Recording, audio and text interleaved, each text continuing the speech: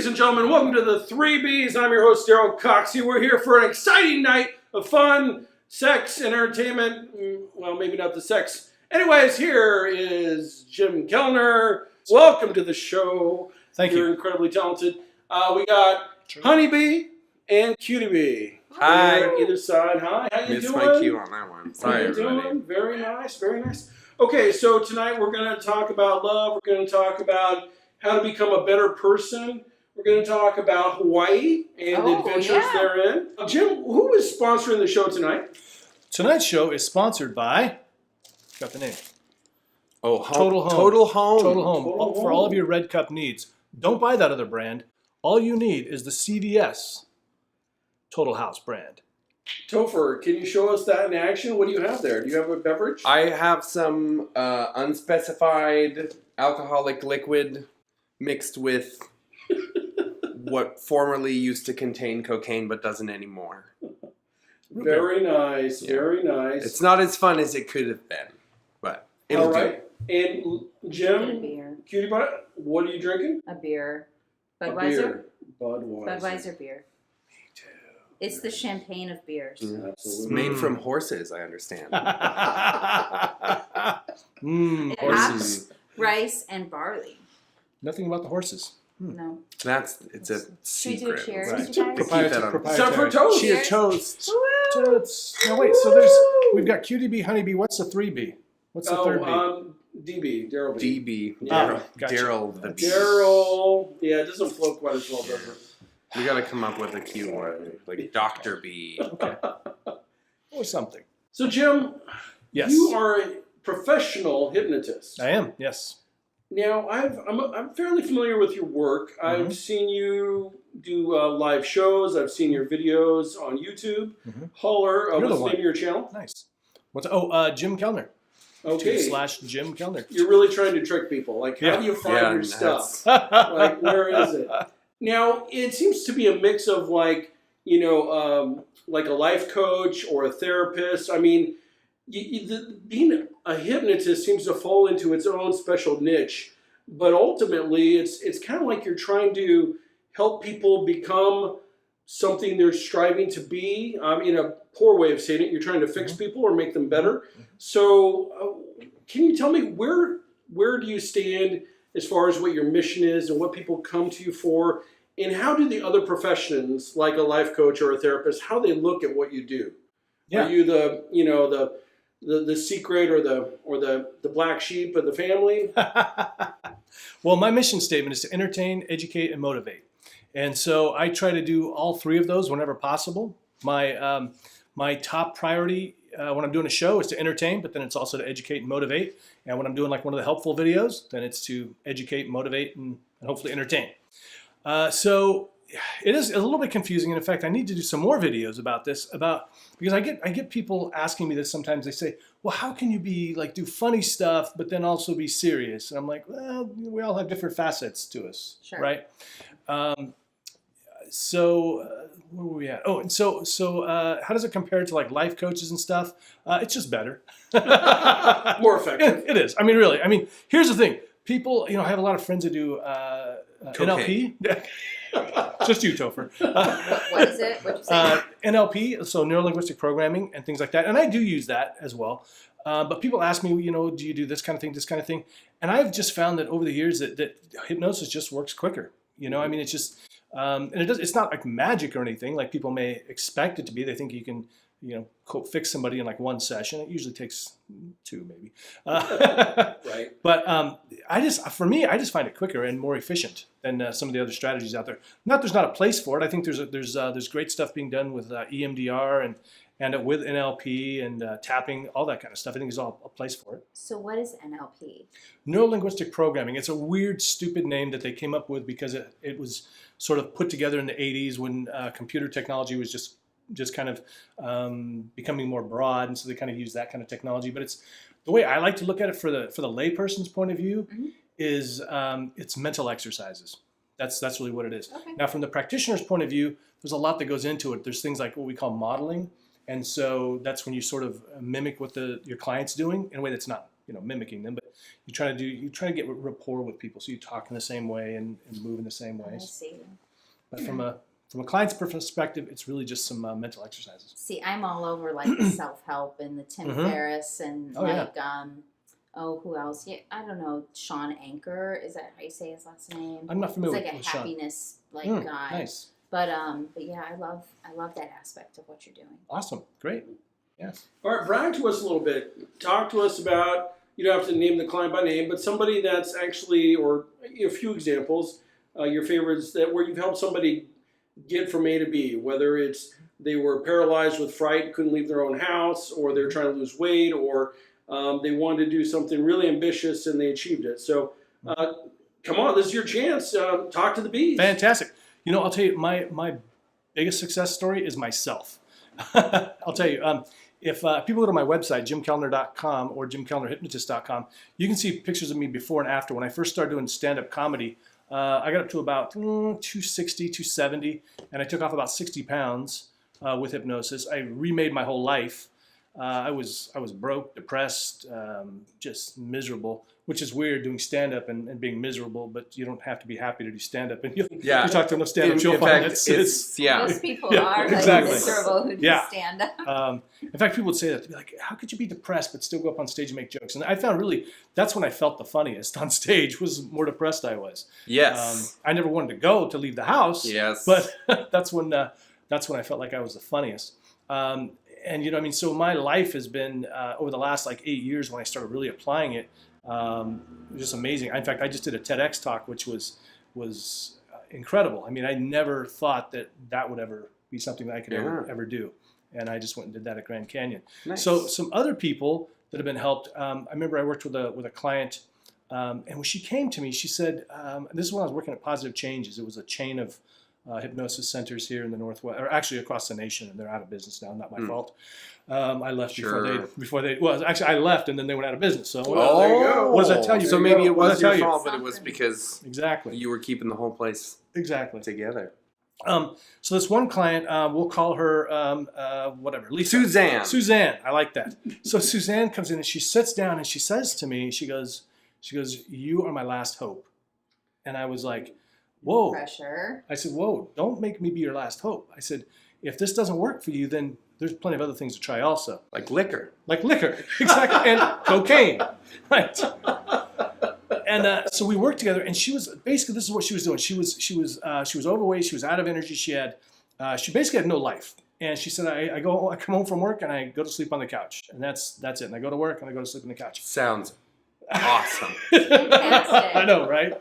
Yeah. That's my life now. I changed my life around. That's what I do now. Yeah. It's amazing. Mm-hmm. And so she started. Now she's to the point where, and this was a few years ago, but within 6 months, she was out hiking 3 or 4 times a week, which she actually enjoys. I know not everybody does. She loves it. And she goes dancing with her husband on Friday and Saturday nights. Aw, Wonderful. So Yeah. sweet. So, I mean, Tap just dancing. totally, actually square dancing. Oh my. Not kidding. Well, not even kidding. That's So, fantastic. different kinds of dancing. Knock it That's down. right. I Good thought for that you were her. talking about success stories. And now you've got a story about tricking this We're going to poor hypnotize woman you into into square dancing. Apologies. I know there are some square dancing fans out there, and you're all just wonderful, wonderful people. So Jim, I have a theory. A lot of women who are depressed usually aren't getting the right amount of dick, that's my thought, or they have to take out their own trash. I mean, QDB, tell me, what's it like when you have to take out your own trash? Does that really just? It's What does it messy. do to a woman? Like, Well, it puts a whole new perspective as what she's doing with her life, So you take the trash out, you have to tie it up, and I don't know. It should be a better answer, right? We can do this. Trash. Are we? I don't know. what? Yeah. I think we're talking I think about so. actually taking out the trash. Yeah, the I'm garbage. actually they're really taking out the Yeah, trash. yeah. I'm actually okay. literally Yeah. talking Yeah, about. Literally I don't think taking we're. out Like, Yeah, there has to be I a always take better the trash out way. for my woman. there you go. That's That's I really see. nice. Clearly, Yeah, but you've already. I'm saying a woman who's not getting enough dick and has to do her own trash and has cats. That's a Well- lot to overcome. You know It what's is. worse than a woman who's not getting enough dick is a woman who's getting too much of bad dick. Ooh. PSA, gentlemen. That is very. I really like to explore that. Oh yes, Yeah. please tell us more. Let's do. Oh, you tell me more. What do you Um, think of? I mean, do you? the why science. do you The think- science is in. Straight men are Science. bad in bed. It is. It has What? been confirmed by study That's after not study. true. No, man, it's out there. The studies say that straight men are No, bad at sex. Wow, what can we do differently? Whoa. Yeah. So I'm always willing to learn. it helps when your partner also gets to have an orgasm. I find. Wait, they get those? I found that frequently people that I'm having sex with have a better time of it when they also get to orgasm. But how many women are you sleeping It's actually not. with? So there's actually a book called "She Comes First." As well she It's always should. been my Yeah. philosophy. It's always been my philosophy. Absolutely. Yeah. Because I sleep largely with men, Right. and the pleasure of my partner is foremost in my Mhm. mind throughout the entire experience. Yeah. And it's difficult. Mhm. It's difficult to do, but it requires focus and determination and presence of mind, not things that are given to men who are in rut mode. So does gay sex with men is that last 3 minutes, just like normal sex with men? Or I'm sorry, hetero sex with men. Thank you. Thank you. It can. There Okay. are people who like it quick, and That's there. the Pound Town that I was There, in. hey, there are a number of men that I sleep with who do not prefer to have orgasms. What? But that's a different thing. That's Is that like tantric sex? no. It's a power exchange situation. Like Oh. Taoist or just actual power thing? Like the Like control. Oh, gotcha. Are we talking 'Cause about there's some- dungeon time? Are we talking tying people up? Sure. Whipping them? Why not? Ooh. Look, all of my kinks are about getting other people off, and some of those people don't want to get off, but they still want me to do XYZ to I don't know, get them off mentally. Fulfill their needs. Exactly. And God, it'd be terrible to it's going to be way in frame. Oh, is it? Sorry. Yeah. Oh. I was just trying to get the sound effects. That's okay. I don't need my face on camera. Don't block his view. No, I could That's tell. really I could tell that you were interesting. going for the microphone. No, that's really interesting because there's a whole there's all these subcategories of what people want, and I'm just learning about them. And it's about communicating with your partner and making it about the both of you. Yes. And it requires a presence of mind that look, when dudes are horny, we're not at our best. Cognitively, we are not. We're not using. What do they say? God gave man enough blood to run the brain and the penis, but not both at once. At the same time, yeah. And what you have to do is be no, I have enough blood in my body to run also my brain, and just be a man and be an adult and grow up and think about what it is that you're doing, and switch it up, change it up, try new things. Well, there's also conehead sex, where you just meeting of the minds, and you're just kind of. That's you're not where there. you put your head in there, Well, because that's I've how it seen is. that. There's pornography of that. I've Oh, is seen there? I don't bald watch men. Whoa. It was a long So time Jim, ago. I'm gonna just take a chance here that some of our bees out there who have enough time to watch hours of our conversations may not have a wildly successful nightlife. Okay. And so if say I'm a gentleman or a lady who is really got high anxiety about social interactions, what would you do in maybe a session with them, or what would be your plan to help them face their social anxiety? I'll tell you, it's funny you said. Let me touch on something real quick before I say that, though. You talked about putting the other person first in sex. I actually think that should be the way it should be in a relationship. If we're each putting each other first, then we're both winning. For sure, it's Right. like the platinum rule. So is that And is? it's Oh, I didn't know also that. I an thought I came aim- up with it. It's Damn it. also an That was a aim Kellner for rule. the stars great idea. situation. put the other person first. You will fail at it, but if you Yeah. are trying to, you Right. might approach something that Right. that appears to be that Exactly. you care about Yeah. them and that they might actually have a good time. Indeed. And, you know, I know it's hard, dudes. I know you don't have to tell me. And if you can't pull it with the ladies, I am frequently available. But But why would you want them if they? I mean, if they're. I mean, 'Cause you're. I girls told are you easy. there's a whole thing about that. Girls are what? Girls can sometimes be very easy at first. Yeah, but I don't know that we need to. Not my experience. I don't know that women need to be easier or less easy. I don't think that's a thing. I don't know that girls are easy. I think that we have a culture where like women are undervalued systemically. I It's don't like mean, like, pervasive as fuck. Actually, Easy. I mean, like, not if you just communicate with them, they're pretty not complicated. Yeah. Right, okay, yeah. I don't mean like they're. It depends on the Disneyland or woman. whatever. I'd say it depends on the woman. It really does. It's kind of funny, but it's kind of funny you mentioned this though, because like we're like pretty. I think we must be like the only animal that's like that, where it seems like the women are competing for the men, because all the other ones, the guys are definitely in high competition for women, but it seems like there's a lot of women out there that put up with a lot of BS. But yes. Anyway, but anyway, That's Oh, true. for sure. You ever see a definitely. woman with a man who's treating her like garbage, and you're just like, you can just leave. right, yeah. Oh, but, But she we're You not- loves don't him. have to. Right. But She loves him. but- Right, See- but like in peacocks and stuff, I mean, it's totally roles reversed, right? I mean, it's, I mean, and all that's these animals. that's the weakness. What you gotta do is you gotta just like maybe you love somebody, but if they treat you like garbage, let them go and don't be. But maybe that's Yeah. what they want, is to be treated like Well, garbage. they have self-esteem issues, and I can help with that. Yes, you Um, can. So here's the thing. It's funny you say this because one of my success stories, there was I somehow attracted some of these guys that are into the PUAs, the pickup artist Oh, stuff. Oh, right. And so, and one of the things I gotta say, if you're into that thing, stop trying to demonstrate higher value. Just be higher value yourself, not higher value than anybody else, but just be a better person. Yeah. I hate this idea. Well, I got to talk about this and that so I can demonstrate my higher value. You make me sick. Ugh. Just be higher value, guys. Yeah. This client worked with me, and he wanted to get over this social anxiety. He wanted to be able to approach women. He had a lot of approach anxiety, which means he's afraid to go up and talk to a woman, that's our responsibility as guys, right? Falls on us.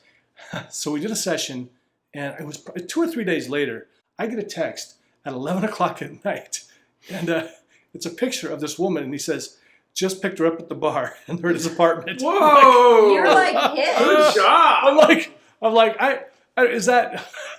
It was consensual, so I mean, it's Yeah, good. but I hope she it's- knew that he was taking her picture. Yeah. And that, I hope all of that. She wasn't naked or anything. It was just she was in Yeah. her Right, apartment. right. But but really, what that is, his confidence was boosted. Yeah. And there's some great strategies for that. You can use NLP for that as well. Some great strategies on.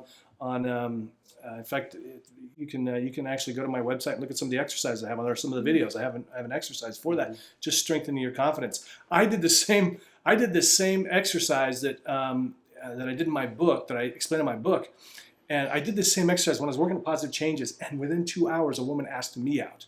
So, Wow. and I don't know if it was connected or what, but it was powerful stuff. Well, I It need was to probably steer just clear of Like that your then. aura, or your, you put on this mask and you have this you're confident all of a sudden, Mhm. and girls love that. Oh, women, they Love love that. confidence. As do They really dudes, do. by As the way. everyone does, really. That's where Everyone's the whole attracted to straight confident guy people. thing. It's Yeah. not that they're straight. It's this sort of alpha confidence that Right. so many straight men seem to have. Are you alpha or beta? I don't believe in such things. Really? Yeah, I'm a fully fledged, ready for production human being. I'm not alpha or Oh. beta. I'm Nice. ready for production. What are you, Jim? I really would say sort of the same thing. I don't try to be that. I'm definitely an alpha, but no, it's funny. I've always been very kind of. Daryl was talking about earlier. I'm kind of soft spoken. I've always been very soft spoken. I was actually used to be really shy. I'm an introvert. But in situations, like I had roommates who would be like, "Well, you're the alpha in the house." And I'm like, "What are you talking about? I'm not." Right. And I don't really feel like that. But I do think I have a way of communicating and leading people if necessary, if there was an emergency or something. But I don't go around trying to necessarily bully my way through things. Yeah. You know, I try to get cooperation. Yeah. My language patterns are very much, you know, it's about we, not about I hope. See, I feel like I would just work better in life in general if everybody was just so chill. Yeah. Like if we all just were chill, I would be great. But I'm always in these situations with dudes who are like trying to prove this or like trying to, and I can't be. You know. It's not always alpha. That could just be like asshole. Also, it's insecurity a lot of times. Yeah. Too. Yeah. It's a lot of times, guys. We know what's up. Okay, you're insecure. This is one of the things that I tell people about confidence too. When I have people that I'm working with on confidence, it's so funny. Have you ever met and this sounds terrible. Have you ever met a real loser that's really confident? Yeah, it's the worst. All the time, right? Yeah. That's when I realized, suddenly it just dawned on me, I was like, being confident has nothing to do with how you look or how much money you make or anything. It's a feeling, just like happiness is a feeling, and you can generate that within yourself. Been a lot of that on the news lately. I can't think of why. So I'm beta all the way, by the way. Yeah, 100% beta. It's okay for women to be beta, though. Well, You know? It's okay for men to be beta, is too. if such a thing exists. for sure. Yes. But I Well, mean, less so. But you know, it's funny because there are guys out there that think they've got it, and they read these books, the pool books, you know, the God, pickup artist help stuff, me. and then they do the negging and stuff. And Yeah, like, no. oh, you're really pretty. Don't. Those glasses are really pretty. You know, I mean, just all this stupid stuff like this that is supposed to, you know, kind of chip away at a woman's confidence so No, she'll just like be you. yourself. I know it's so, guys. Ugh. Matthew that stuff. Hussey is my favorite What is it? online relationship guy right now. Yeah. Matthew Hussey. Look him up. He's adorable. Matthew. What an interesting Hussey. last name for a relationship expert. I love it. Hussey? Yeah. Hussey? Yeah. He's got an accent and he's like totally cute. Awesome. Cool. I love the accent. I wonder if like Australian women love our accent too, as American guys. I wonder. I'd like to know, He's ladies. English, but yeah, same Either way, diff. yeah. But you know, there's so many things that a person with social anxiety can do to get over it, and Like drink more. drink more. Absolutely, that was my strategy in high school, and I got into so much trouble. Yeah, it's just disclaimer, not so very effective. Right, it's not the best. But it not was a good funny, idea. so- Self-medication. I was so shy. I couldn't even ask a girl out unless I'd been drinking. It was terrible. So I feel for you if you've got that going on, guys. I feel like for me, when I was younger, it was all about I wanted to talk to the perfect girl who I had a huge crush on, and so all my energy was into that interaction. Yeah. But you know, if you're like, I've had a lot more success when I'm just my happy self. I'm like flirting or just friendly with everybody I meet. Absolutely, yes. And then you never know when somebody's picking up on that energy, and then all of a sudden, boom, you're, something happens. You're in. Mm-hmm. You're absolutely right, Daryl. I mean, that really is such a powerful way of just. This is the other thing that I try to tell people when they have these kind of issues is stop. In fact, I have a friend like this. He always wants to go to bars and talk to girls. I'm like, how about we go talk, and if there's a girl there that you want to talk to, you happen to talk to her or something, but let's not go chasing. Yeah. Because when you're out chasing, then if you're chasing people, whether it's at a bar or wherever, then if you don't catch them, basically, you're unsuccessful. Yeah. Failure. Right. But if you go out to have fun, Mm-hmm. it doesn't matter if you meet somebody, you had fun anyway. Exactly. And the whole like oeuvre of your behavior is very it totally different. does. Like when you're You don't seem like chasing, a you're predator. very clearly on the prowl. Exactly, yeah. And Yeah. man, everyone can spot that from Oh, a mile away. When yeah. you walk in the door and your first thing is to like look everybody over in the Scan place. room. Yeah. Everybody can see you doing that. Yeah. Everybody knows that you're doing that. I met my ex-husband at a bar, and he was wearing a sweater, and he had poked like finger holes like in the sleeves, Mm. so he could stick his finger. Thumbs. This was like thumbs. Yeah. And this was like 20 years ago, It's right? adorable. It is adorable. And he Doing that got tonight. and he got that sweater at like a thrift shop, right? Yeah. And I said, I really like your sweater. Mm. And then like years later we were married. There you go. Yeah, See? and that's it. And he was like leaving out the door, and I'm like, hey, I really like your look. Is what I said. Yeah. Ooh, your look. Yeah. He had his whole emo, like late 90s. That's what I was assuming was the look. Because just, The look. guys, it's not like if you just go poke holes in your hoodie, women are going to completely fall for you. Yeah. It was like a look, It was and a he cardigan. was rocking it, and good for was. him. Yeah. Because, he had a like, look. I have tried to pull off the emo thing before, and I can tell you that sometimes it just is not a thing that is for you. I can't see me being very. So Topher, take the floor. What's been on your mind lately? Oh, so many things. I wish that human beings were better. Okay. And if so, talk to Jim. If you look at like the way that our society behaved, even in like when there was a lot of strife, because people say like, oh, we have so much more strife now. But even if you consider like back during Vietnam, back during Nixon, like if you said, hey, don't do that, like you're hurting me, somebody would be vaguely willing to listen to you unless you were like a communist or a gay or whatever. But now it seems like people see you coming from a mile away and you're like, I wish we were better at treating minorities with respect. And the first response that you get from someone is like, oh, well, you must be a liberal or whatever. That's liberal propaganda. Yeah. And sometimes it's not. Sometimes it's just about like being a good person. Yeah. And it's getting to this place where like there's this reactionary, I'm against anything that people who I hate are for. Yeah. And we're ending up with this situation where like politically conservatism is aligned with like racism when Which is it does, and ridiculous. it doesn't have to be. That's not a thing. Racism is not part and parcel to conservatism, but because liberals are against racism, then conservatives feel like they have to be for it.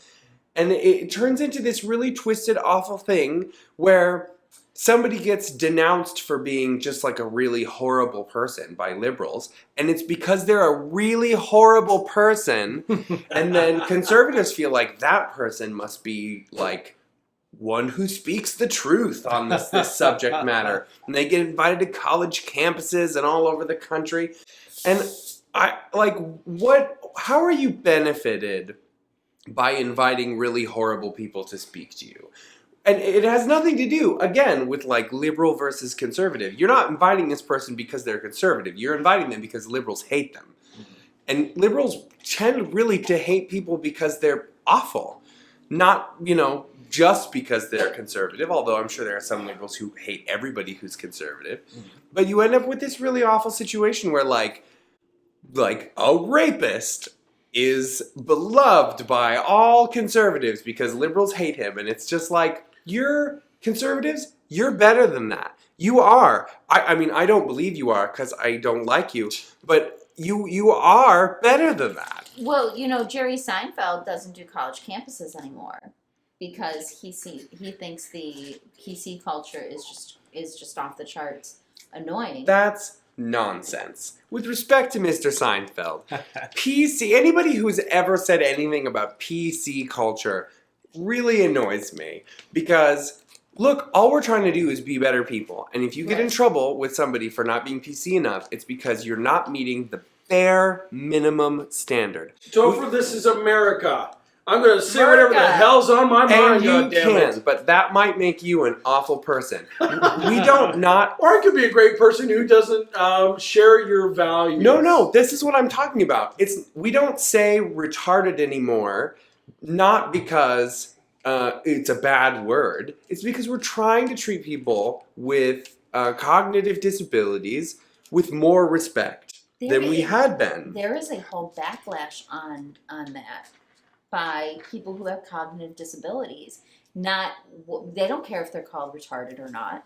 They're like, we don't want a label. We don't care if that's what you call us. We're fine with it. And indeed, Isn't that crazy? if you ask Apostolic Lutherans if they mind being called bunners, they will tell you that they don't because they think that it means that you've noticed that they're the chosen people. But bunner... It's just because they have a bun in their head. Right, but bunner is a slur. Bunner is It funner. is a slur. We do Is it not... really? Yes. But is it currently considered such? No, because the Apostolic Lutherans won't complain about it. And listen, I'm no big fan of the Apostolic Lutherans. It's not like I'm in their corner trying to like punch them up or anything.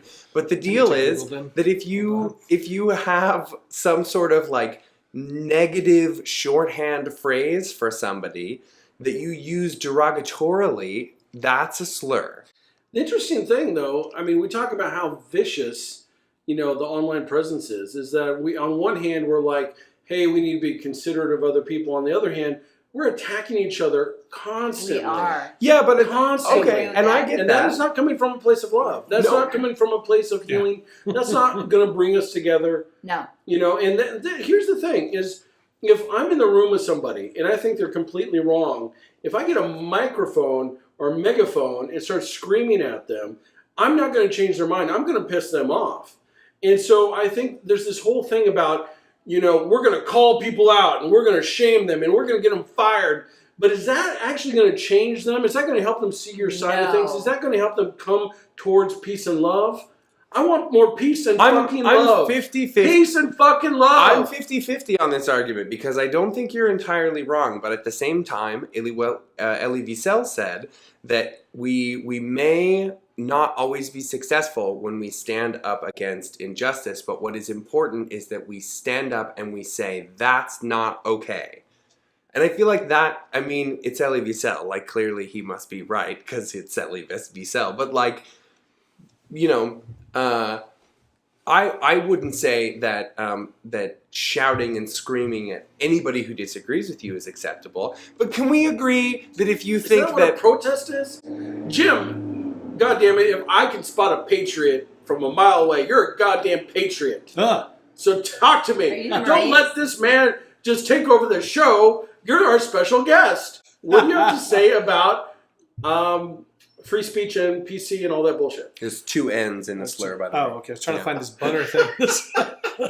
I hear Lutheran bun thing. heads. It's like dance kids. They're bun heads. Okay. Anyway.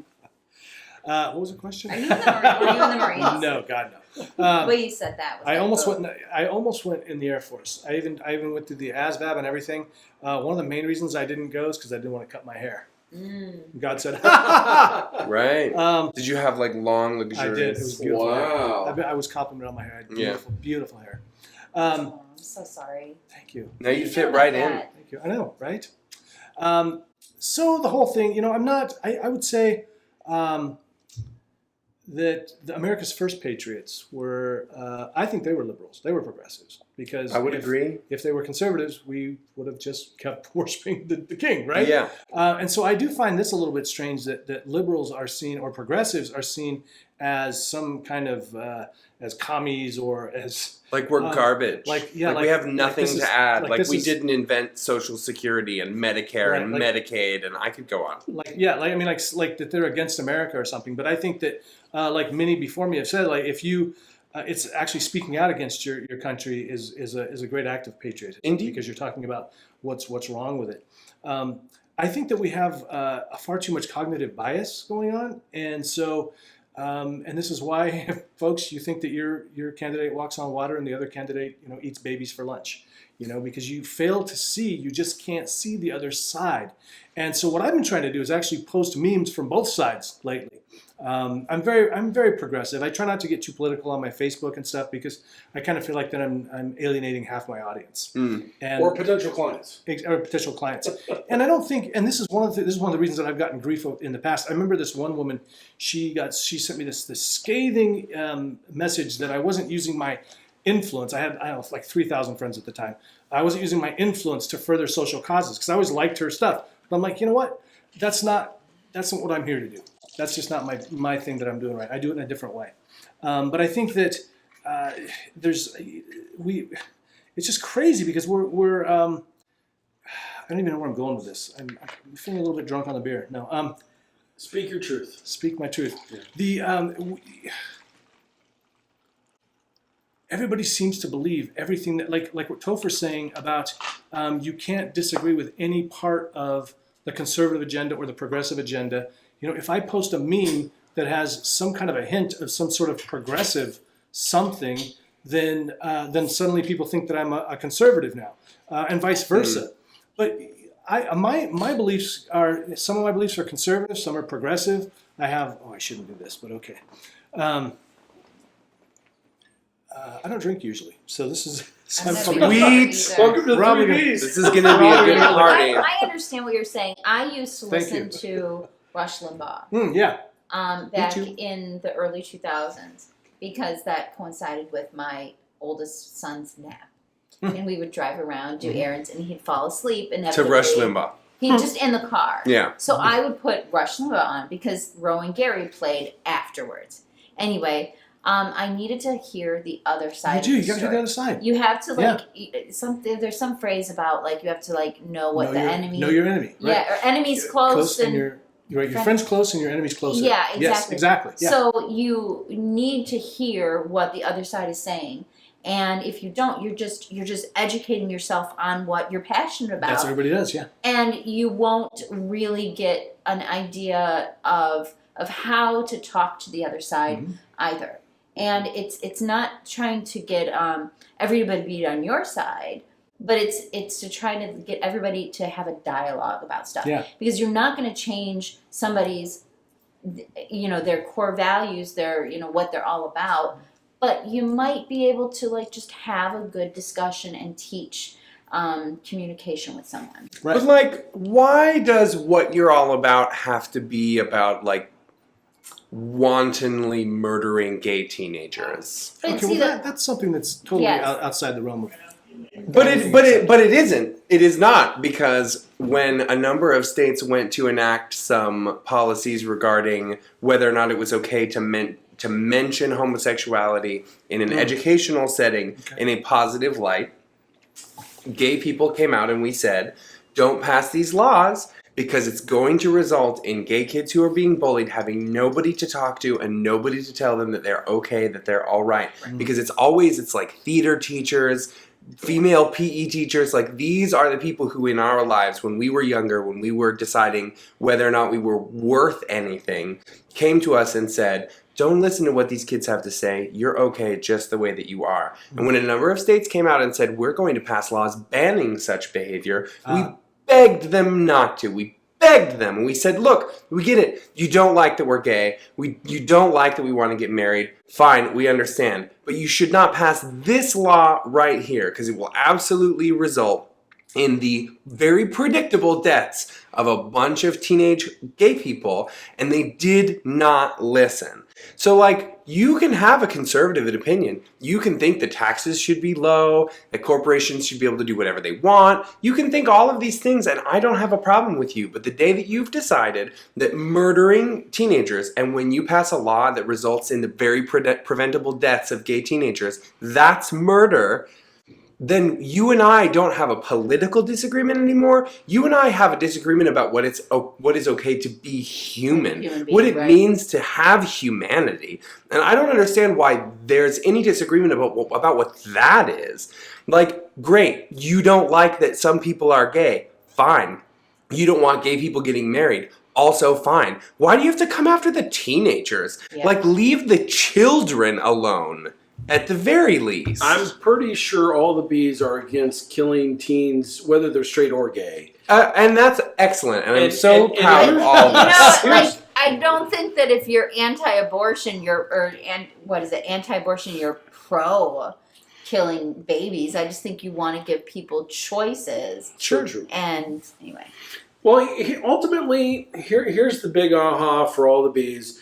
And yes, I'm wise beyond my No, I'm not as smart as Jim, but I'm getting there. All right, here's the thing.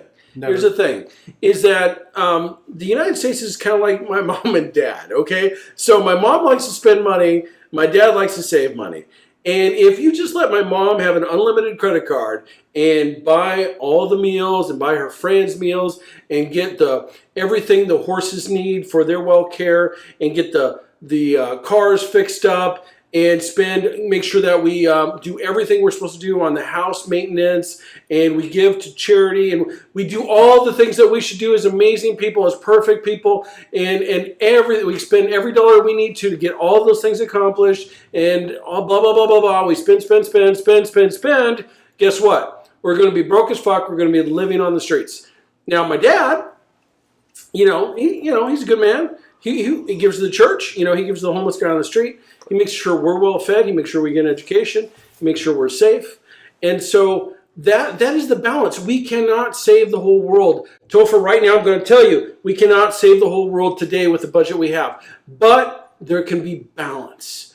And so you need someone on the other side to say, no, we're not going to inflate the government to high hell and make Disney miracles happen. because we can't afford it. So you need the mommy and the daddy. That's ultimately it. We need the mommy and daddy. I could not agree more. And one of my biggest frustrations with conservatism in this country today is that they are derelict in their responsibility to be the opposition party. What they suggest, the positions that they take, and the policies that they put forward are so goddamn barbaric on a daily basis. Ridiculous. That it doesn't even count as a rebuttal to what the liberal side of this country wants. If they were doing their real job, and they have real jobs, right? It's liberals' jobs to protect you from other Americans. It's conservatives' jobs to protect you from the government. And they are derelict in their responsibilities to protect us from the government. So now we've got Democrats who are pretending like they protect us from the government, but they're not doing a very good job of that. And then they're totally ineffective at protecting us from each other, because the whole purpose of the conservative movement right now is to stop anything that the liberals are doing. So the liberals can't protect us from each other, and the conservatives aren't protecting us from the government, and we have the government overreaching, and I believe they're overreaching. I'm a liberal, and I believe that the government is overreaching. But if there's anyone who's supposed to protect us from that, it is the conservatives, and they are derelict in that responsibility. Get on your jobs. All right, and end scene. That's the political thought for the day. All right, very good. We got our political nut out. Okay, very nice. So, just as equally important, honey. Cutie bee, can you tell us about your trip to Hawaii? My trip to Hawaii. Well, my trip to Hawaii. I went to Hawaii as a +1 with my boyfriend, and he had the love of your life. Let's make it straight. Yes, and he had a conference there, so I tagged him on, and I was at the resort. And I was looking for things to do because he was going to be busy most of the day. So I went to the concierge and I said, "Hey, what can I do? What is there to do? What is there to do?" They love that question. We were on Maui. We were in Maui. And he's like, "Well, you can rent a car." And I said, "Yeah, I'd like to rent a motorcycle." And he's like, "What? You can do that." Nice. You can do that." I spent 5 days just trekking the perimeter of Maui on a Harley. Oh wow! Harley. On a Harley. You can hold up a Harley? It was a 500. Wow! But They yes. made such a thing. But facing your fears, Yeah. I'm terrified of heights. And some of the cliffs and stuff that you have like very small narrow pathway on a motorcycle, like 10,000 feet up. Right. You could fall over. I could be like Toonces, the driving cat, you know? Fall over, but I didn't. So Good. I did. Yeah. Thank So, God. Because this podcast would be really difficult to do with you all bashed to hell after falling off a 10,000-foot cliff. I did. We need you, Cutie bee. Oh, you guys are so sweet. You should see my leg though. It's I didn't engage the kickstand. Oh yeah. And do you burn your leg? Well, no, the whole thing fell over. Oh, okay. So it fell over to this side, but then this side of my leg got the brunt of hitting the bike and stuff. But it was parked. I wasn't going fast or anything like that. But I did the Hana Trail. So look it up. The Hana Trail is pretty intense, and I feel really, really good that I did it. Yeah. I owned a moped in college, so I know what you're talking about. Yeah. No. The rest of that story is I owned a moped in college, and I so regularly burned the inside of my right leg on the exhaust that I had a permanent welt there for the whole time I was in college. Yeah. But yeah, that's what I did in Hawaii. I put a swimsuit on once. That's it. You'd think you'd be wearing a swimsuit all day, but I didn't. I drove the perimeter. Way cool. So what we really want to know is, Yes. did you and your boyfriend have hot sex on the beach? Oh. They frown upon that there. What? Yes, we do frown upon that. Okay, so what I want to know, I have some pretty basic Hawaii questions. Did you eat any Spam? I went to McDonald's and they don't have Spam burgers. What? So question 2, I grew up did you eating go to Spam. McDonald's? I did. Question 3, Looking for the spam. Did you? burger. Well, okay, so they didn't have the spam burger, but did they have the? There's like a coconut cream pie. They were out. Oh no! Both times. No It's way. called a lahana. Yeah. No, I'm just making It's that up. It's some Hawaiian. So good. It's so good. McDonald's is better in Hawaii than it is anywhere in It the world, tasted and the same. I do not like McDonald's in like on the mainland. Mhm. In Hawaii, McDonald's is amazing. Wow. It's so worth it. All right, right on, right on, right on. Yeah, right. Thank you. Woo! Thank you for sharing that, Aw, Cutie Bee. You know, thanks. so You're you welcome. did have hot sex somewhere, right? That is not any of your business, sir. You went to Pound Town, right? Not in Hawaii. No, that is really like, yeah, no. I know. Pound Town mean, is it not was- conducive to a business conference, Daryl B. No, Daryl. it is It's not. Hawaii.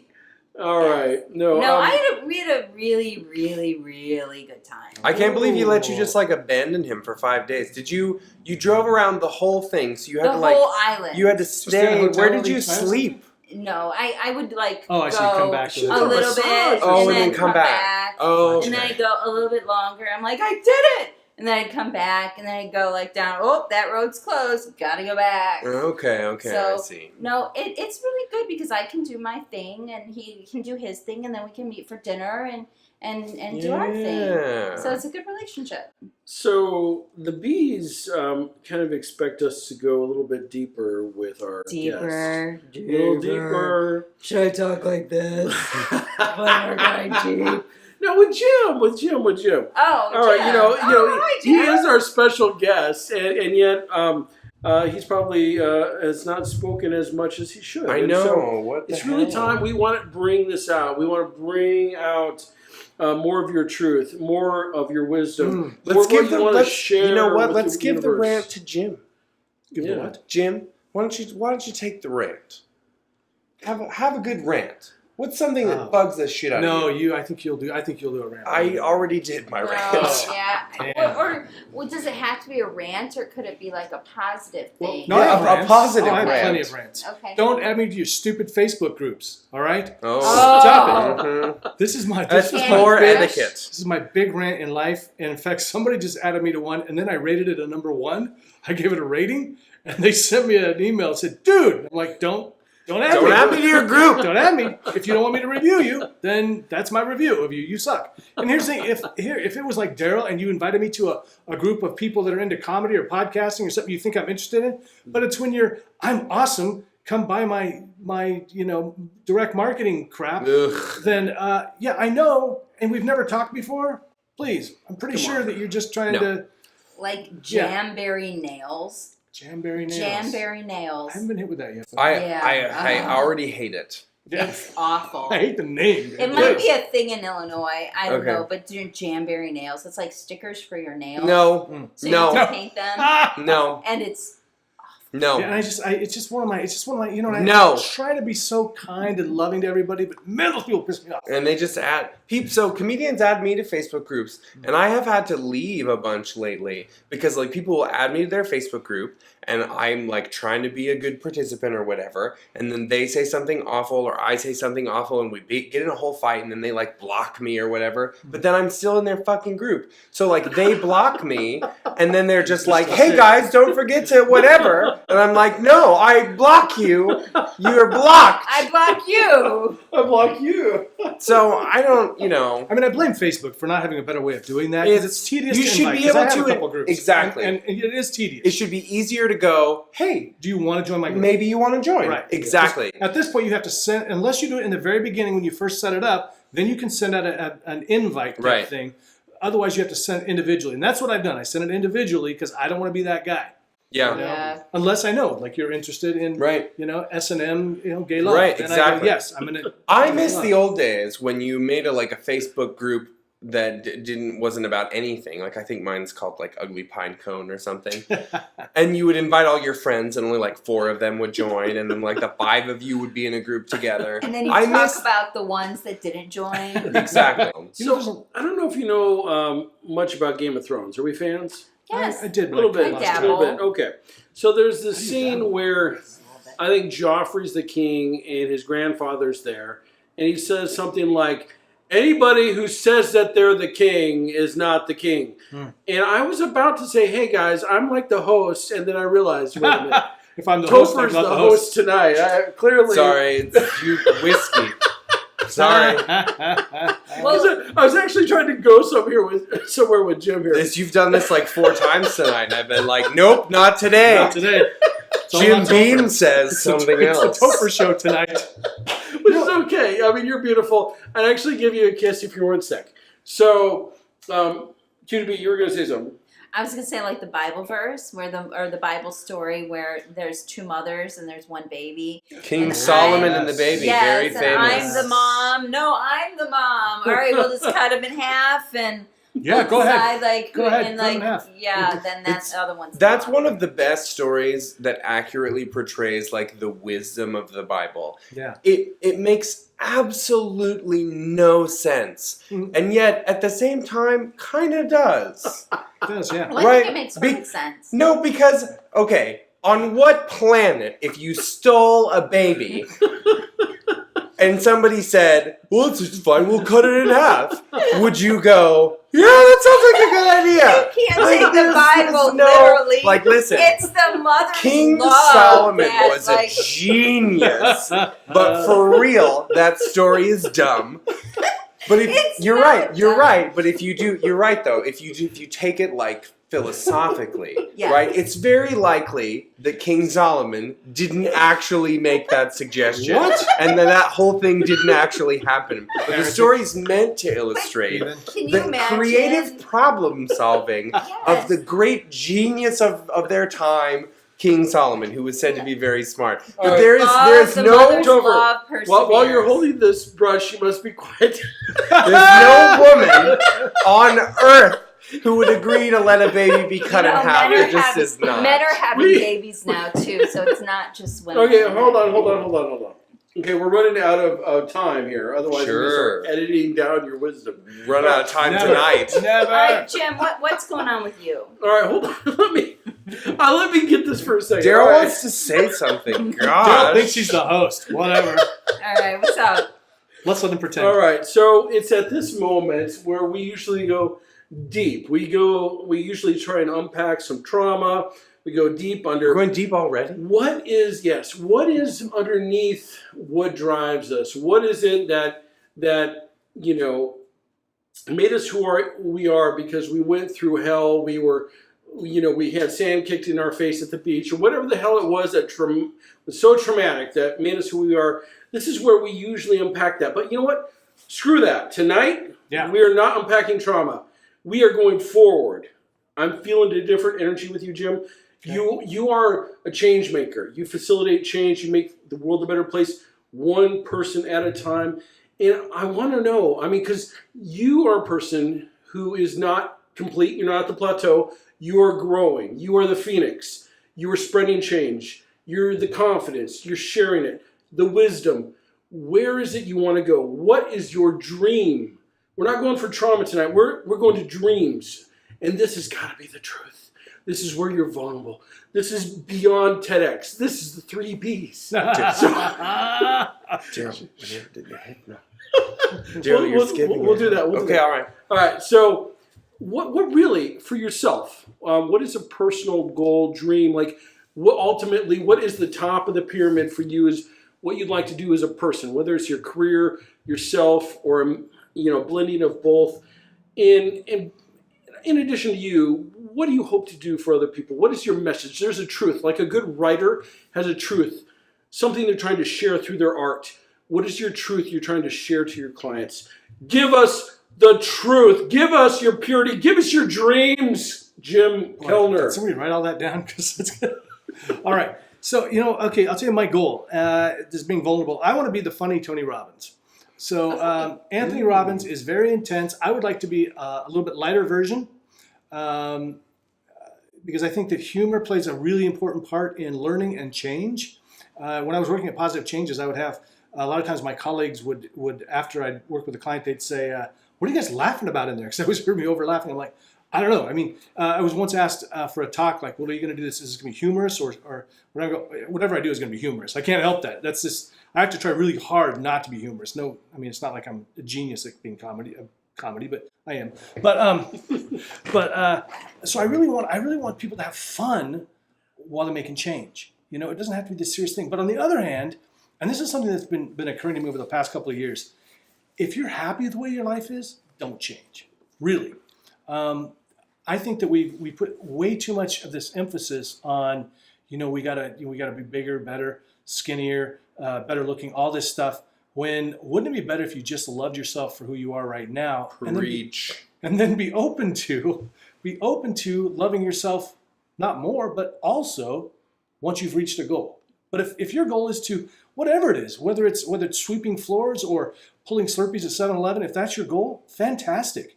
And one of the things, because I work with a lot of entrepreneurs now, and for some reason I sort of started attracting them when I went to Arizona. And I sort of was, for a while, I was like, yeah, we got to go after it. And I'll tell you what, when I'm like last night, I'm up till 1 o'clock just screwing around with my website, going, you know what, this is not the life for everybody. And I don't think that maybe if I was going to make this decision years ago, know what I know now, maybe I wouldn't have made this decision, or at least jumping out of my own when I did. But I want everybody to do what's going to make them, what they think is going to make them happy. On the other hand, I don't want them to be held back by their fears of heights or of being approach anxiety, afraid to ask the woman out, which I was deathly afraid of for years. Oh my God, I could not talk to a woman unless I'd been drinking. I was afraid of everything. I was afraid to get on stage. I still remember the first time I did a monologue. I was terrified. I mean, terrified. And that's what I tell people when they, I want to be a public speaker, but I get afraid to go on stage. We're all afraid. I just said that to you an hour ago. I can vouch. Yeah, we're all afraid. There's very few people that aren't afraid of going after what they want, of talking to a strange woman. It's an uncomfortable thing, especially in our society. We're not necessarily, maybe it's different than it used to be, I guess. I don't know. But that's what I really want. So I want people that are happy and they want to do what they're doing. Fine, great. Be happy with who you are, love yourself. But if you want to do something, don't let fear get in your way. I can help you get past that. NLP can get you, CBT can help you. I mean, there's all these different things you can do, just self-help books. Cognitive behavioral therapy. Yes, CBT, cognitive behavioral therapy. Thank you. There's another right. version of that. Yes. That means something else. What about like electrotherapy or? Here's the thing. I had such severe depression that was not treated with medication. Mm-hmm. I considered getting electroshock therapy because, according to the internet at least, that's one of the things that's actually effective when medication isn't. Because I was absolutely suicidal, man. I mean, I don't think I'd ever have the courage to do it, but I understand people that do it, and so I also hate people that go, they're a coward. No, it's pretty. You're pretty effed up if you're to that place, and it hurts a lot. It's physically and mentally painful. So if you're the kind of person that says, "Oh, just smile," you make me sick. Shut up. You don't know what you're talking about. You've never been depressed then. Or just work out. If you just work out. If you just went out for a walk.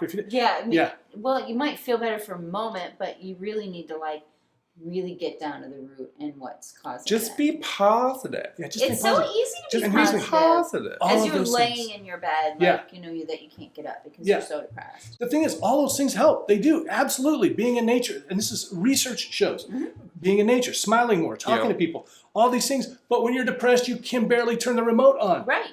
That's all you have the energy for, and people don't get that. So, and I'm not saying you should just give up. Definitely need to push yourself to do more if you can do that. But God, don't blame people for that. Oh, that pisses me off. I think agree. Thank you, Jim. Yeah. I think finding a network of people to hold you accountable and where you can actually reach out and it is probably the best. It works for me anyway. You know what's really great for that? What? Group therapy. Group therapy? That would be good. I've never tried group therapy. I did group therapy. Jim, your life story directly mirrors my own. Down to the weight, your maximum weight. Yeah. Wow. 260 pounds was my maximum. Wow. Yeah. Wow. No. That's awesome, Tober. Yeah, and I mean you're right. There's so much out there, and you gotta there's a lot of stuff to try. Yeah. And you can try a bunch of it and fail at a lot of it. Mm-hmm. And maybe it's not that something's wrong with you. It's that you haven't found whatever it is that works for you the best. Yes, because people will always ask me this too. Why doesn't everybody do hypnosis? Well, I don't know, but there's a lot of reasons, I guess. But I won't say that hypnosis is for everyone. There's different therapies out there. That's why there are different therapies, because different things work for different people. And for some reason, maybe some people not. Some people, that network thing will not work for them. Right. And here's something else too. Instead of all you people out there that are telling your friends, going, "Hey, if anything, reach out to me." Stop saying that. Reach out to them first. Yes. Agreed. Because when you're depressed, you don't want to reach out to anybody. Because like, what are you gonna say? Like, kill myself. I really wish I wasn't alive anymore. And then your response is gonna be like, what? Like, oh, don't feel that way. Right. Like, they're just that's not how it works. Okay, so don't. Thank you. Reach out to them, and then Yes. and understand when they bail on plans. That was one of the big things. I tried not to even make plans because I knew I wasn't going to follow through anyway. Yeah. It sounds good at the time, but then it's like, boy. And I'll tell you, even just being up here for the winter time is tough on me. My mood is definitely lower. I've gained like 15 pounds since wintertime hit. When I'm in Arizona, man, I'm out running every day and it's hiking and this weather. It's wet and it's wet, dark. And it's dark. It's the grayness that I It's have gray. found that is it's the hardest to kind of get over. Yeah. Is the gray. The people are fantastic and everything's wonderful, but I think 50 Shades of Grey. one of the for hardest sure. things that I've ever had to do in my life was I was working the night shift on a cruise ship in Alaska, and I didn't see the sun for a month and a half. Wow. Did it reflect off the icebergs though? So you had some kind of I can just imagine No. you on the deck of the Alaska cruise with one of those mirrored things like sunlight, come to me. I wish, but like the sunrise was at like 10 a.m. and sunset was at 6 p.m. and I worked from 11 p.m. to 11 a.m. So I was not around for the sun. So what I'm hearing from you, Jim, is that you have been through hell and back. Yeah. You have been through some of the hardest parts of life, and you've climbed up and you're breathing. You've reached a certain level of fulfillment. You have relationships. You have personal enjoyment for your accomplishments, and yet you want more. And that's just it. We always need to strive for the next thing. And I think being the funny Tony Robbins is a fantastic goal. I happen to love Tony. I think he's inspired me, a lot of his work. And quite frankly, Jim, you have inspired me with some of your work. And so I really appreciate you. I think you have a gift. And you know what I'd like to do for the bees? I would like for you to perform your gift with Honeybee and Cutie Bee tonight on the Three Bees. Are you up for the challenge? Absolutely. Excellent. Let's All right. make magic happen. First of all, I want to say if you're watching this at home, please don't listen to this or watch it while you're driving or operating heavy machine or anything like that. If you want to follow along, you can experience hypnosis as well. Just kind of follow my instructions. You're going to trance really quickly, really easily. Okay. Same with you. If you just follow my instructions and you want to experience hypnosis, you're going to trance very quickly, very easily. Now, what I always tell people is trance doesn't necessarily feel like anything different because trance actually happens during the same set of brain waves as a couple of other things that we do every single day. One of those things is watch TV or read a book or something. Have you ever gotten wrapped up in a book and you sort of got really focused on it and then maybe somebody tries to talk to you and you don't hear a word they're saying? Mm-hmm. Yeah, that's actually where hypnosis happens. It also happens during theta, which is light sleep. And if you've ever been asleep and you've jumped like this, that's actually called the hypnic jerk. I was going to say. I do it all the time. Oh, there you go. Like all the time. Okay, that's theta, and that's the other brainwave set of brainwaves where hypnosis happens. So you've actually experienced the hypnotic state. You just didn't know that you were actually being hypnotized at the time. So we're just going to revisit that place. So it may not feel different at all. You may zone out completely. You may hear everything I say. You may not hear anything I say. You may kind of go in and out. All right? The most important thing to remember, especially for you, Topher, nothing's going to happen that you don't want to have happen. So what I need you to do first is just take a nice deep breath. And then just relax. Now, hypnosis happens on a continuum, and that means that for some people, there's this, a lot of people, in fact, most everyone that I meet says they think they can't be hypnotized. I mean, really, almost every person I meet, they go, oh, I probably couldn't be hypnotized. According to Stanford and Harvard, a lot of major universities, nearly everyone can be hypnotized. Literally 85 to 95% of people can experience hypnosis, because you know what it is. It's just that light sleep or that kind of zoned out place. The difference is some people go into trance really quickly, really easily, and they accept the suggestions really quickly and easily. And then there's some people over here that for whatever reason, they're just more resistant to it. Now, it could be that they're putting up some active resistance because they don't want to experience hypnosis, or it could just be the way that they're wired. So you may go into trance really quickly, or it may take a little while. It doesn't really matter. Everyone can experience hypnosis. For some, it's just going to take a little bit longer.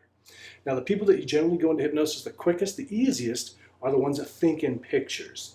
And they have a very good imagination. So what we're going to do is test your imagination right now. Would that be all right? Yeah, absolutely. Awesome. So what I'd like you to do is put your hands together like this. And I want you to just straighten them out in front of you. And if you're at home, you can do this too. Now what I want you to do is stare at those hands. So stare at your hands, and I want you to imagine, just imagine, what it would be like if they were stuck together. Stick those palms together. Imagine that there's super glue on your palms right now. Super glue. And you can keep your hands together like that. I'm sorry. Don't follow me now. Just do that. Imagine that there's vice on there, and it's really pushing them together. And in fact, you're going to start noticing that your knuckles get a little bit white because the fingers are going to get so tight. I want you to just send a really strong message to your unconscious mind. Right now, my hands are locked together. My hands are locked together. In your mind's eye, I want you to imagine now that they're being welded together.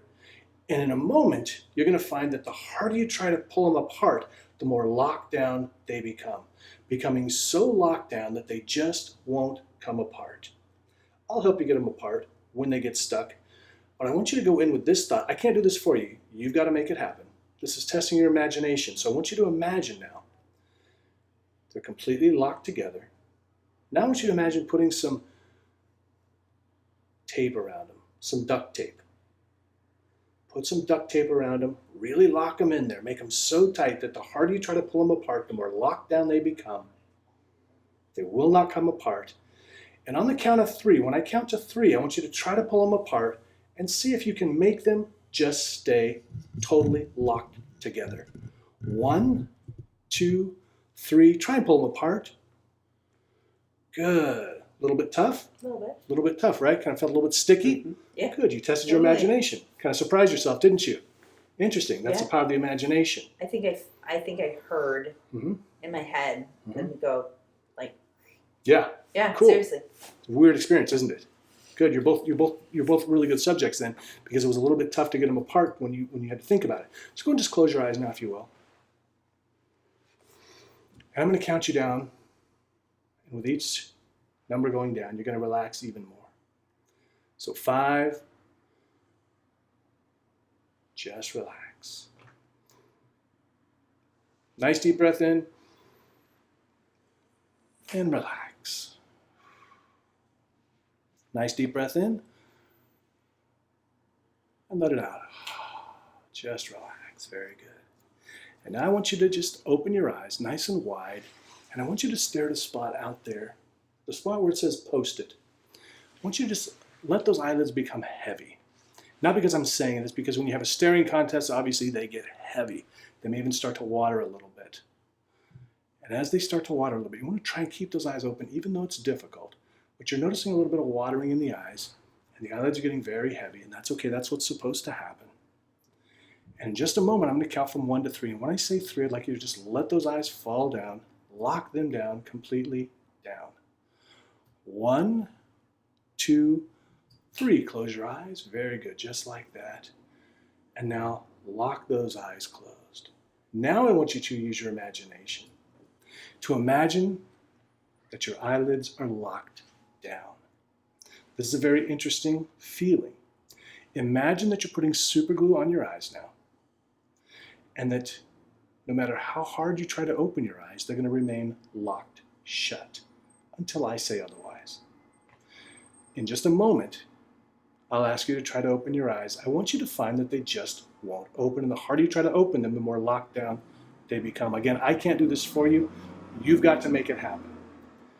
So now again on the count of 3, lock those eyes down, Test your imagination to find out, can you make them stay completely shut? Logically, you know you can open your eyes anytime you want, but I want you to relax all the muscles around your eyes to the point where they just won't open. Good, like all those muscles are like loose rubber bands. Your eyelids are like lead and they just won't open. And now 1, lock those eyes completely shut. 2, so locked down that the harder you try to open them, the more locked down they become. And now 3, try to open your eyes, find that they just won't open. Perfect, and now stop trying. Good, just like that. Excellent. You guys did a great job of keeping those eyelids closed. Now in just a moment, good, you did great. Go ahead and close your eyes again, very good. In a moment, I'm going to have you open your eyes again, and you're going to open them nice and wide, and then close them right back down again. And when you close them back down again, I want you to relax twice as deep as you are right now, allowing all outside sounds and distractions to just guide you deeper and deeper and deeper. 1, 2, 3. Open your eyes and then close them right back down again, doubling your relaxation. Noticing how your body's feeling heavy, droopy. It feels good to relax, so you can just let go right now. One of the side effects of hypnosis is relaxation. So you can just allow yourself to experience that relaxation right now. Focusing your attention on my voice. In a moment, I'm going to count from 1 to 3 again. On count of 3, I'd like you to open your eyes nice and wide, and when I say close them down, I want you to go 10 times deeper than you are right now. 1, 2, 3. Open your eyes, very good, and then close them right back down 10 times. Deeper, that's right. Letting those shoulders just droop now. Letting them come all the way down. Very good. One more time, I'm going to ask you to open your eyes, and when you close them this time, I want you to just go as deep as you can, all the way to the basement of trance. 1, 2, 3, open your eyes, and close them right back down. All the way down now, just as deep, as far into trance as you can go. Very good. Now you've done a really good job of relaxing your body. What I'm going to do now is help you to relax your mind. In a moment, I'm going to ask you to begin counting down from 100 in your mind.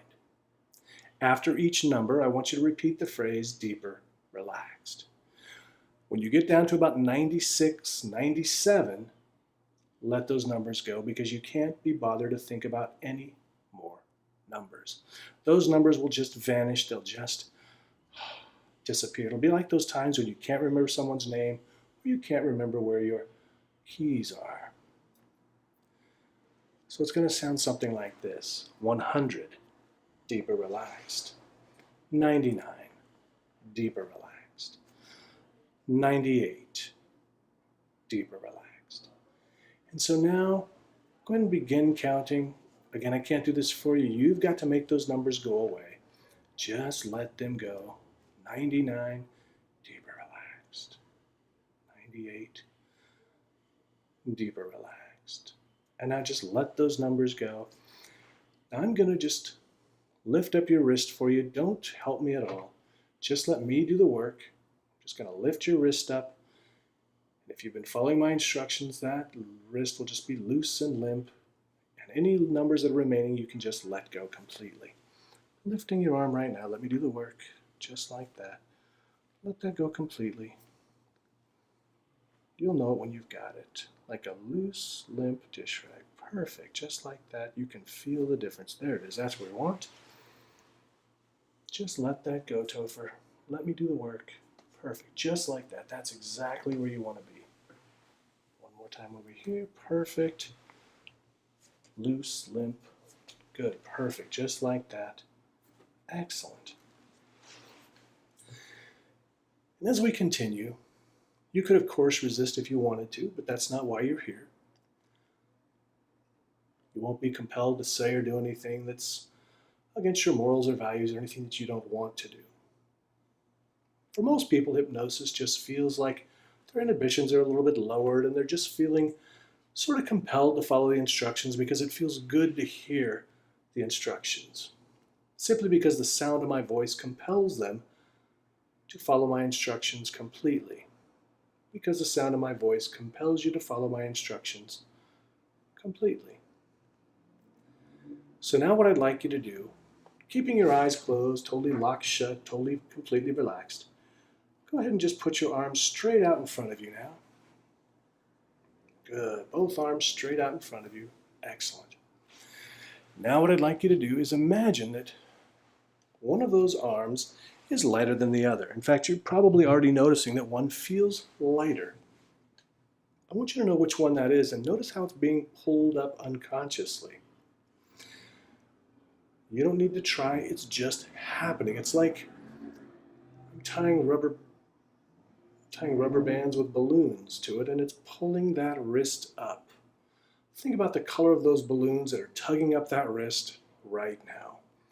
Watch it in your mind. Notice the color of those balloons. Good, just like that. You're doing perfectly. Noticing this wrist coming up, this wrist coming up now, being pulled, dragged, pulled, tugged, all the way up. Good, just like that. And I want you to notice that other wrist is actually feeling heavier now, as if we're putting books on those wrists. Putting books, 1 book, 2 books, those old encyclopedias we haven't seen in a long time. Great big heavy books dragging the other hand down as the other hand goes up. Just like that. Just like that. The more relaxed you become, the further those hands separate. Just like that. Perfect. Just like that. It's an interesting feeling. Letting this hand rise, falling, perfect, just like that. Good. And now go ahead and open your eyes, take a look at your arms. Interesting, right? A little bit of movement here, a little bit more movement over here, and just go ahead and close your eyes and relax. Very good, just relax, down, just relax. Perfect, just like that. Let this one go, perfect. Let this one go too, just perfect, just down. Good, excellent. All right. Now, anytime that I should push you, pull you, or say the word sleep, you can just relax completely. Your eyes can close, your head can come forward, your body can just slump. Only as deep and only as comfortable as you want to be. Like this, just sleep. Just let go completely. Just like that. Just sleep, relaxing completely all the way down. Perfect. Yes, just go ahead and just relaxing and just sleep, just letting go completely. Just like that. Perfect. Just like that. Excellent. And just sleep. Perfect. Just like that. All right. Now what I'd like to do, so we're going to have a little bit more fun with this. What I'd like you to do is think about your most relaxing place. The most relaxing place that you've ever been to. Good. And I want you to notice what it was like when it got cold there. You can begin to notice how it's getting colder in here. It feels as if the air conditioner was left on and it's getting colder. That's right, probably even noticing some goosebumps on your skin as you get colder and colder. Good. Just like that, and sleep, relax, perfect, just like that. And now actually it's getting warmer. Notice how warm it is. If you're in the hot sun, right there in Hawaii, and you're wearing a great big parka, I want you to notice how hot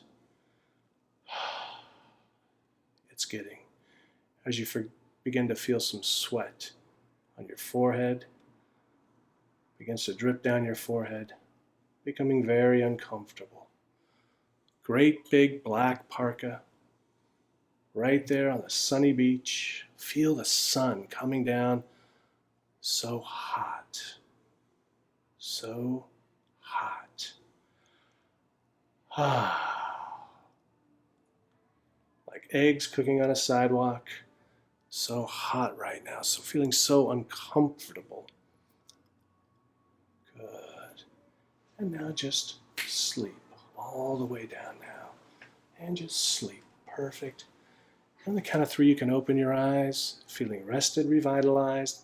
And then as soon as I say sleep or snap my fingers, you can just relax deeply again. 1, 2, 3, open your eyes and just sleep, going even deeper now, just relaxing all the way down. Perfect, just like that. Just like that. You're doing perfectly. And now once again, we're going to have some fun with your hands here. You just put your hands together like this. I'm just holding your hands like this. Good, just like that. Lock those hands together now. Lock them totally. Lock together. Yours too, Topher. Just lock those hands together again. Very good. I want you to squeeze them nice and tight. Nice and tight. Hold them out in front of you. Good, just like that. Push against me if you can. Push up. Push up. Now push down a little bit. A little bit harder. A little bit harder. There we go. Sleep! Relax deeply, all the way down now. Just relax all the way down. All the way down, that's right. The funnier it is, the more you laugh, the more you giggle, the deeper you go. The deeper you go, the better you feel. The better you feel, the deeper you go. And now you notice that around your ears is a mosquito buzzing around your ear right now, and you can feel it, you can hear the bzzz sound right by your ear. It's very uncomfortable. Don't let it get in your ear. It feels very awkward, very uncomfortable. See that mosquito in your mind's eye. And notice how it starts to feel uncomfortable as it comes over by your nose now. As it comes by your nose and you feel like you've just got to get it out of your nose, get it away from your nose. It feels so weird, so uncomfortable. Noticing it, hard to even concentrate on anything else. When you concentrate on my words and you notice that that mosquito is right there by your nose, it's trying to get up your nose. Now it's over by your ear again. It's feeling very uncomfortable. And just sleep. Relax even deeper. Perfect, just like that. Good. Now in just a moment, I'm going to count you up from 1 to 5. I'm going to count you from 1 to 5. And on the count of 5, you'll come all the way back into the room feeling rested, refreshed, revitalized, feeling really, really good. You'll remember everything that you want to remember, and you'll forget everything you want to forget. Now I want you to focus on one thing that you'd like to accomplish. One thing that's been on your mind that you'd like to accomplish, whether it's making some change in your habit, it's some success goal that you've got, or anything at all. I want you to focus on that right now. In the coming days, weeks, months, and years, you're going to focus on that one thing, first thing in the morning and the last thing at night. First thing in the morning and the last thing at night. First thing in the morning and last thing at night. And you're going to find that in the coming days, weeks, months, and even years, that thing that you're focused on becomes manifest in your life quicker and easier than ever before. Quicker and easier than ever before. Now, as I say 1, you start to come back feeling really, really good. Rested, refreshed, revitalized. 2, coming back feeling more motivated, more determined to do whatever it is that you want to do in your life. 3, perhaps wiggling your fingers and toes a bit as you come out of the hypnosis. 4, stretching, moving the body. Feels so good to stretch and move the body. Good. And now 5, eyes open, wide awake, feeling rested, refreshed, revitalized, feeling really, really good. And the hand thing, I was like sticky, or you know what I mean? And I like envisioned tape being like duct tape or something being wrapped around, and then when you asked us to like pull it out, I actually like saw like, you know, your hands sticking together. Yeah. And that was very visual. It's a good warm-up exercise too to get you in the right like headspace. Yeah.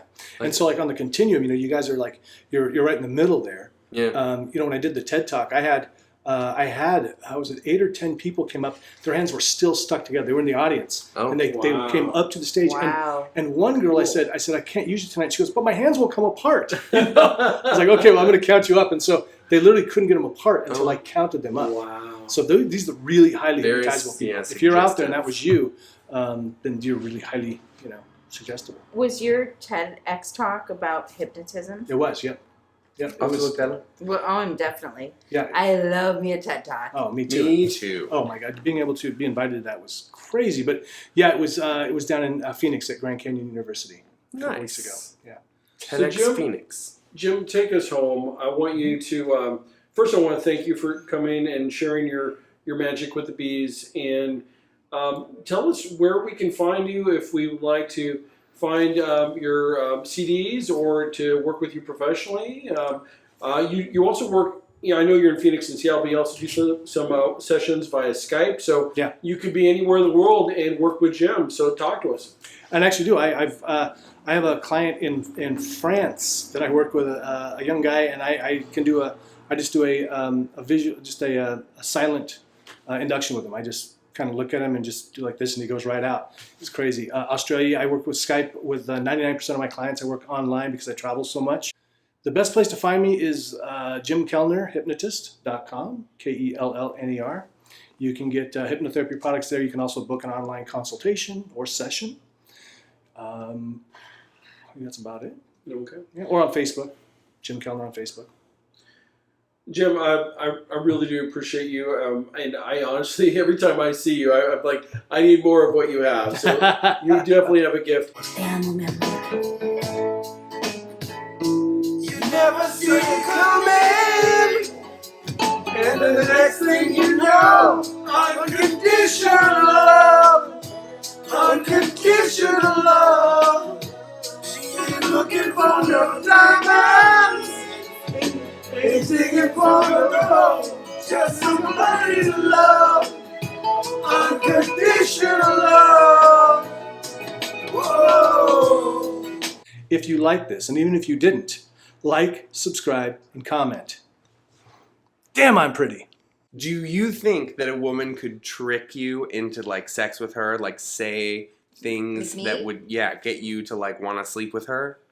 We- Like you have agency in this. Yeah. Like yes, there are straight men that I would love to have sex with, but like I'm going to say, "Hey, let's fuck." And they're going to go, "No." And then I'm going to go, "Thanks. All right. Fine." And then that's the end of it. I don't understand straight men fearing gay men trying to like sleep with them because you have agency in this. It's not like It's not like they're a You get a vampire vote. and they're Yeah, gonna vote, burn yeah. you. right, like I get some. it's not like you're headed down some inevitable path that ends in you sucking me off. Like that's not how it works. Because I was thinking sitting this close. I wasn't sure. I know, yeah. So At what point do I just go, turn the cameras off? I gotta